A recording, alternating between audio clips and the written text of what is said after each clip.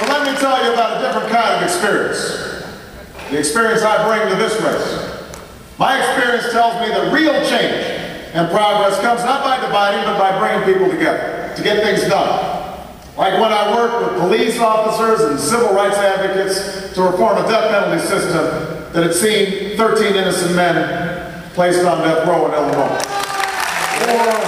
And by the way, somebody's in the house, Larry Marshall from Stanford Law School, who worked with me on that, and I'm grateful for the outstanding work we did there and the outstanding work we're doing here.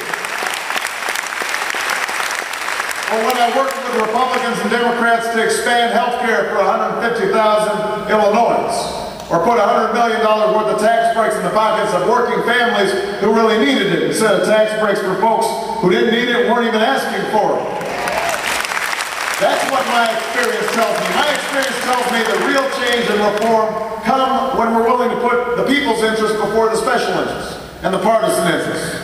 That's what I did in Illinois when I took on money in politics and passed the first ethics reform in 25 years. That's what I did in Washington when I passed a law that earned me the cold shoulder from leaders of both parties. For the first time in history, Washington lobbyists will have to disclose who they're raising money from and who in Congress they're funneling it to. Because I think democracy works better when we know just exactly how the system's working. That's why I'm running this campaign without taking a dime of Washington lobbyist money, without taking PAC money.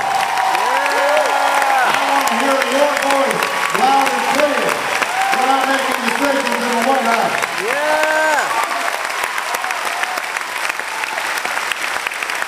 So let's stipulate. There are a lot of people in this race who've been in Washington longer than me. They've got more lobbyist pals, and they go to the right dinner parties, and they know how to walk and talk the Washington talk. And I might not have the Washington experience that some people would like, but I believe I have the experience that America needs right here and right now. Because hope and change are not just the rhetoric of a campaign for me. Hope and change is in the causes of my life. Hope and change is the story of our country. And we're here today to continue that story of hope and of change. Of hope and of change. We aren't just here to win an election. We are here to transform a nation.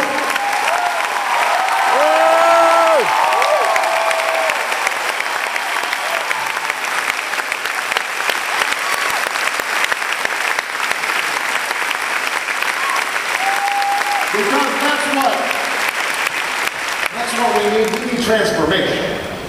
We need transformation. I do not accept that in the richest nation on earth, we have to stand by while 47 million Americans have no health care, and millions more on the verge of bankruptcy because of their medical bills. As some of you are aware, my mother died of ovarian cancer in the prime of her life. She was 53 years old. And you know what she was most worried about in those final months? She was between jobs. She was diagnosed as she got her new job. She wasn't sure whether her insurance was going to cover her treatment or whether it was going to be prohibited as a pre-existing condition. Now, I remember listening to her worry about medical bills instead of thinking about getting well or coming to terms with her possible death. It broke my heart. And I know what it's like to see a loved one suffer because of a broken healthcare system. And I know it's wrong. And I know it's not who we are as Americans. Which is why when I am president, we will have universal health care in this country by the end of my first term in office. It will happen on public every American. It will cut the cost of the typical family's premium by $2,500 a year. I will not let the drug insurance companies spend another $1 billion to block reform. Not this time. We are going to transform our health care system.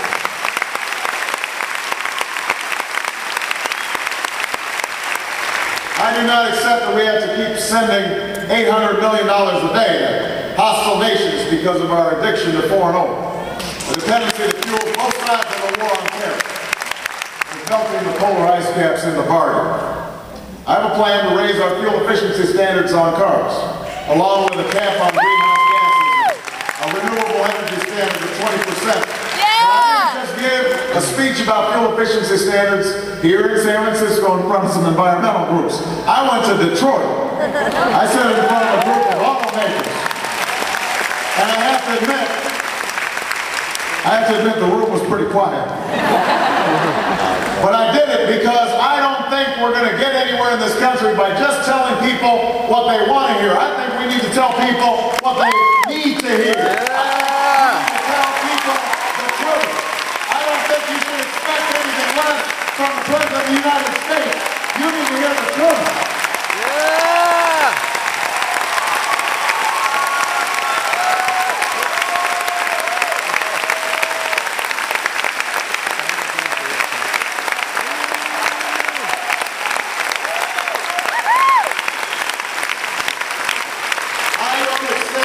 That we can't give every single child in America a world-class education. I don't accept that this is a country where millions of children are robbed of their opportunity by failing schools. I don't accept passing a law called No Child Left Behind and then leaving the money behind for No Child Left Behind. This is why, as president, I will launch a campaign to recruit an army of new teachers, and we're going to pay them better.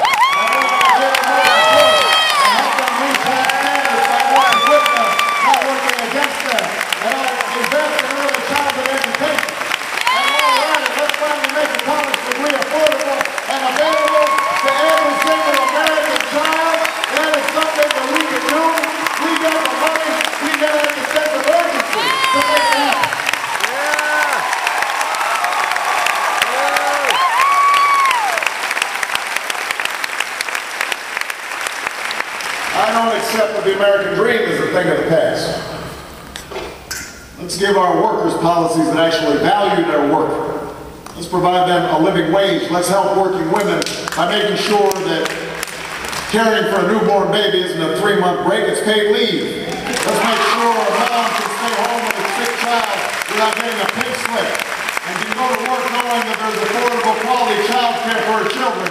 And let's stop giving tax breaks to big corporations who are sending their jobs overseas. Let's start giving them to companies that are investing right here in the United States of America.